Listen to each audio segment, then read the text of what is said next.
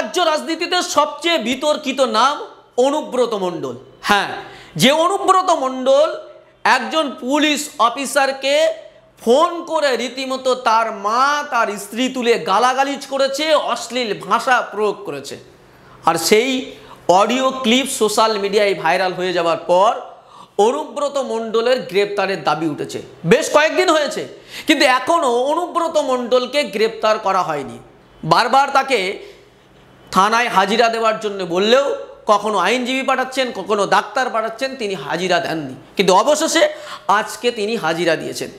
কিন্তু বারবার এই প্রশ্নটা উঠছে, পুলিশকে এত ন্যাক্কারজনকভাবে আক্রমণ করার পর কেন অনুব্রত মণ্ডলকে এখনো গ্রেপ্তার করা হলো না? আর এই প্রশ্ন আজ তুললেন বিজেপি নেত্রী, বিজেপি বিধায়ক অগ্নিমিত্রা পল। হ্যাঁ, তিনি বলছেন কেন গ্রেপ্তার করা হলো না সেই প্রশ্ন তারা তুলছেন এবং তারা বলছেন শাসক দলের নিয়ম এটাই, কারণ 26-এ ইলেকশন আসছে, সেই ইলেকশানে নাকি এই তোলাবাজরা, এই সমস্ত লোকজন তাদের নাকি তৃণমূলের ভোট ক্যাপচারিংয়ের জন্য থাকে, তাই তৃণমূলের পুলিশ বা প্রশাসন তাকে গ্রেপ্তার করবে না। হ্যাঁ, অগ্নিমিত্রা এই কথাটা বলেছেন। কিন্তু মনে রাখতে হবে, যে অগ্নিমিত্রা পল এই কথাগুলো বলছেন, সেই অগ্নিমিত্রা পলের দল বিজেপি মধ্যপ্রদেশের ক্ষমতায় রয়েছেন।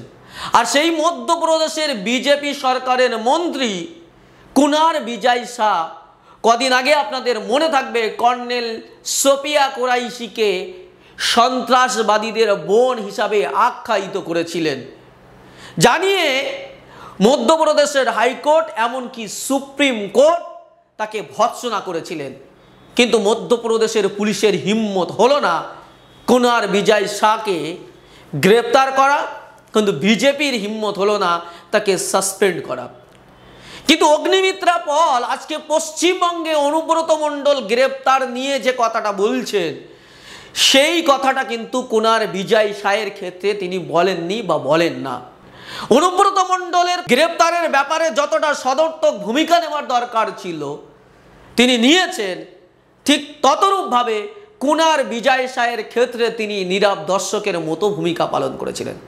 আজকে তার প্রেস কনফারেন্সে আমি একজন সাংবাদিক হিসাবে, জিআইয়ের প্রতিনিধি হিসাবে উপস্থিত ছিলাম।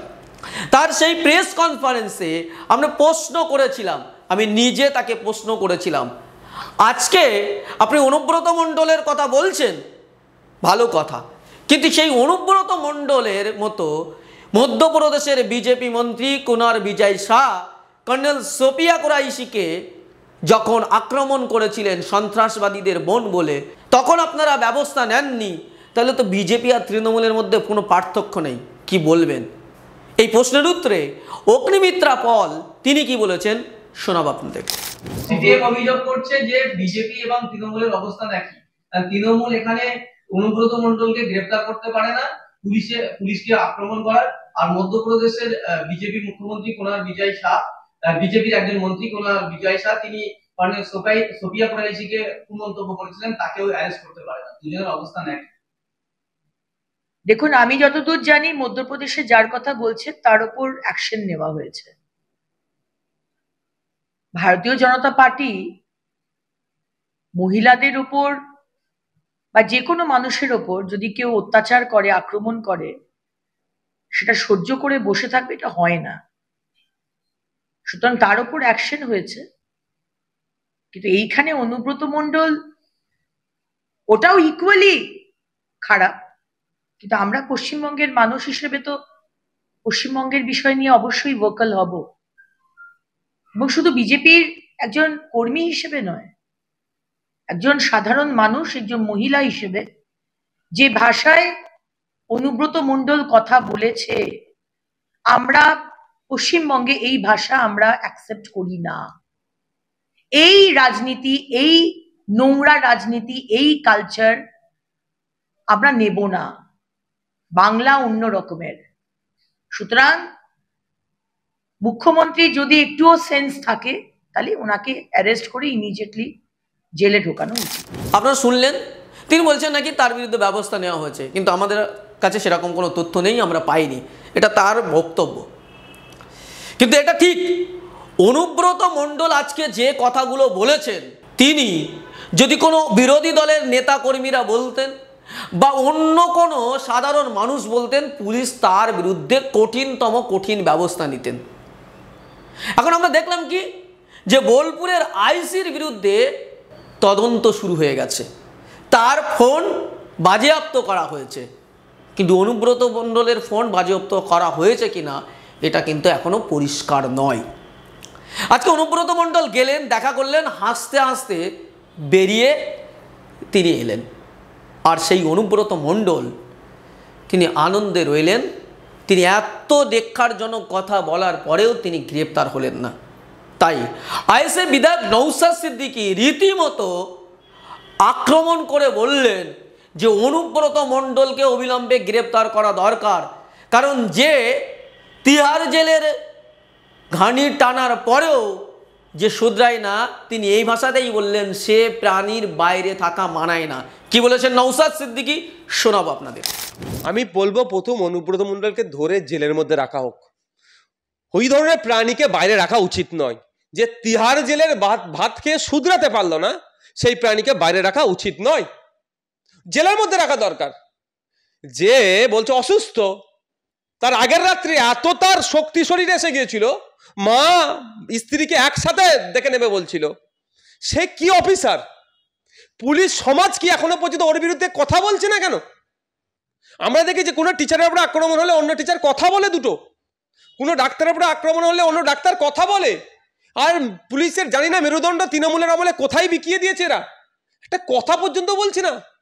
মা মা স্ত্রীকে কর্যত ভাষায় যেভাবে আক্রমণ করলো, ও ধরে তো জেলার মধ্যে রাখা দরকার, সেটা করতে পারছে না। বিরোধীদের ক্ষেত্রে পুলিশের ডান্ডা শক্ত হয়ে যায়, আর ও শাসকে যাদের হয়ে চাটুকারিতা করে, যাদের হয়ে অন্যায় করে পুলিশ, যাদের হয়ে নিরপেক্ষতা বজায় না রাখে, মানে অনসাইড খেলে, তাদের নেতাদের গাল খেতে হচ্ছে। এটা হচ্ছে সৃষ্টিকর্তার একটা অভিশাপ, এটাও একটা সৃষ্টিকর্তার অভিশাপ মনে করি আমি।